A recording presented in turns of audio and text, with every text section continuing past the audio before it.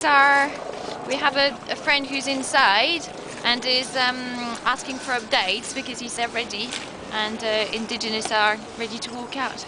So he's waiting for a signal to be able to walk out and join people who are walking in to hold the People's Assembly. Huh? Darling,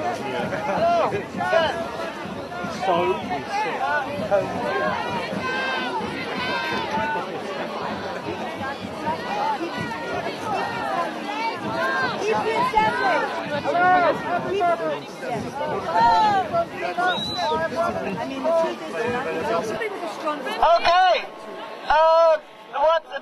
We just received a text message that the NGO delegates to this assembly are trying to make their way here, and they are being hit by the police now, and they are shouting, "Shame on you!" And it is a shame that they can't be here.